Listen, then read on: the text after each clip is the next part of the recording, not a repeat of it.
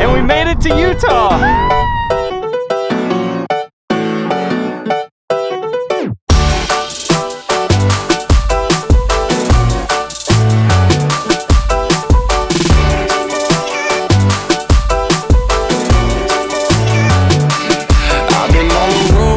Out here with the squad, everybody tryna go, yeah, the party jumping off. Hey, we putting on a show, tryna catch a vibe. We do this every time, like na na na na na na na na. Feeling like I'm on the highway, cause everything been going my way. And now they looking at me sideways. I'm like na na na na na na na na. This is where I wanna be, na na na. Never ever gonna leave, nah, nah, nah. You ain't gonna get it from me. I'm like, nah, nah, nah, nah, nah, nah, nah, nah. This is where I wanna stay, nah, nah, nah. I could do this every day, nah, nah, nah. It don't matter what they say. I'm like, nah, nah, nah, nah, nah, nah, nah. Say it. How did we end up in Utah? And we made it to Utah! Nope, still further back. We are on our redemption anniversary trip. That's right, our redemption anniversary trip. But it starts back further than this. You see, this time last year, Amanda and I were planning our first anniversary trip to the mountains of North Carolina. We planned it all out, booked our place to stay, and on the day we were supposed to leave, Amanda got in a car accident. She was fine, no harm done to her, but the car, on the other hand, it was totaled. Just for a number of different reasons, we ended up not going on our trip. Instead, we spent our anniversary eating Chinese food on the couch. Which was great because we were still with each other. But I was like, this cannot be our first anniversary trip. We need to redeem this. Then it hit me. A while back, I had some friends of ours graciously offer for us to stay out in their place in California near Yosemite National Park. So I messaged them and I was like, can I still take you up on that offer? And they were like, sure thing.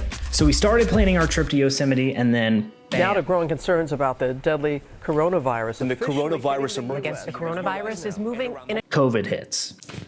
And everything starts shutting down, including the national parks. And we thought about replanning our trip out to the mountains of North Carolina in May, but everything was shut down out there too. At this point, we were just like, we need to wait until this whole COVID thing blows over, and then we'll plan our trip. So for the second time, our anniversary trip was put on hold. And for a while, we just tried to get used to COVID life, staying inside, filming some videos, taking trips to the lake. We also did what I call the Grand Slam of weddings. We went to a friend's wedding, filmed a wedding, and I officiated a wedding. And over time, some things started to open back up, including national parks. As some of our national parks reopen. As soon as I found out they were opening, I started to plan our trip again. I probably was even more pumped this time because we had been cramped up inside for months and the flights were super cheap. I got in contact with our friends out in California, found out their place was available in 2 weeks. So then I called Yosemite to confirm the park was gonna be open. Oh. Okay, gotcha. Only to find out they just instituted this reservation system where you had to go online the week of the first day of the month before the month you wanted to get there. I think I said that right. So this put our anniversary trip on hold for the third time, but I would still not accept defeat. I made sure to set a reminder in my phone to get tickets on the first day of August. So Amanda and I sat there on August 1st, refreshing our screens to try to get the tickets, and I got him! Look! Let's go! We were finally going on our anniversary trip almost a year later. We booked our flights, a car, a couple Airbnbs, our park pass. We had everything set. Tonight, the desperate battle to contain California's historic fires is now a race against time. A week before we were supposed to go, California had some of the worst wildfires in state history.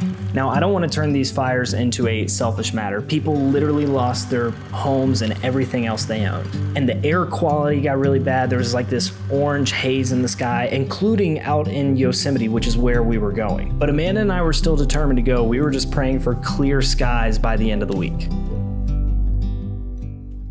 Fast forward to 4 days before we're supposed to board our plane.